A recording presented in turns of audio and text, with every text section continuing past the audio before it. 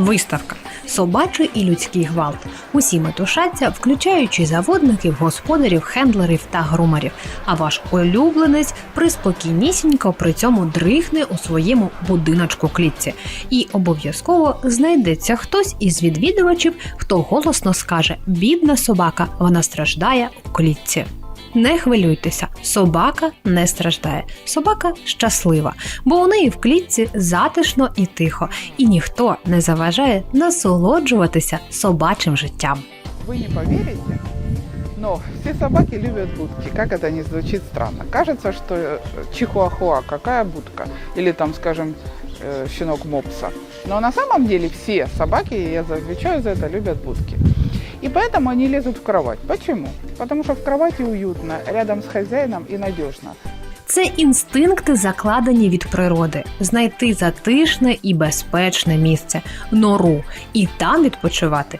Тобто вашу постіль чи будиночок-клітку щеня сприймає як надійне місце, де можна заховатися. Когда щенок появляется в доме, то совет любого дрессировщика – это сразу купить клетку. Почему? В этой клетке можно закрыть щенка, когда вы уходите домой, чтобы уберечь ваши вещи от погрызения. В этой клетке он будет себя надежно чувствовать на выставке, в машине или в поезде, даже в самолете. Чому ж щеня потрібно привчати до будиночку-клітки з найменшого віку?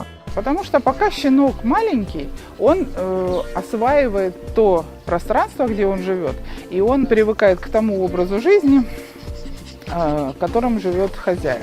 І якщо у майбутньому на вас чекають виставки, часті поїздки та тривалі перебування у людних місцях, кращого захисту для вашого улюбленця, ніж спокійне перебування у клітці, годі й придумати. Поэтому, когда щенок появился в доме, вы уходите куда-то на короткое время, оставляйте щенка в клетке, там должна быть подстилочка, там должна быть вода, и там должна быть любимая косточка или какое-нибудь лакомство, которое щенок любит. Периодически, когда щенок просто гуляет по квартире, подбрасывайте туда какое-нибудь лакомство, чтобы он, когда заглянет туда в клетку, он нашел там что-нибудь вкусненькое. Он часто будет туда заходить, и это будет его любимое место. Не забувайте, клітка має рости разом із вашим щеням. В дальнейшем, когда уже собака подрастет, эту клетку, естественно, нужно заменить на большую.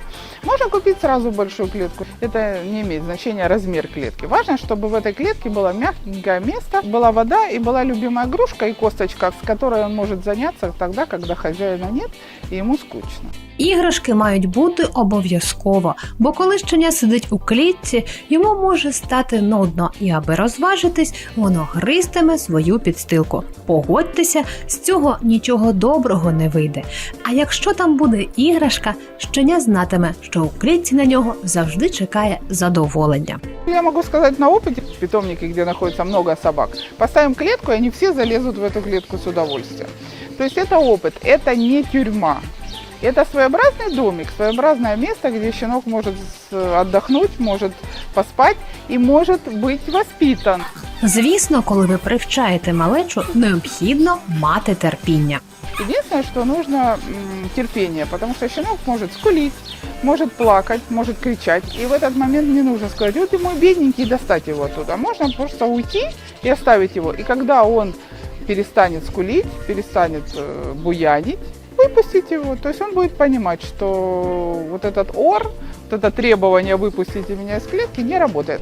А якщо привчати правильно, то щеня ніколи не сприйматиме клітку як небезпеку чи гірку неволю.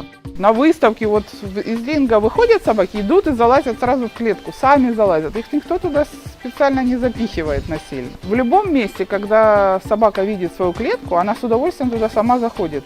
И на выставке, когда мы выходим из ринга, они сразу бегут и залазят в свою клетку, потому что они чувствуют себя там защищенными, потому что они знают, что там что-нибудь вкусненькое, и они знают, что там надежно, безопасно и так далее.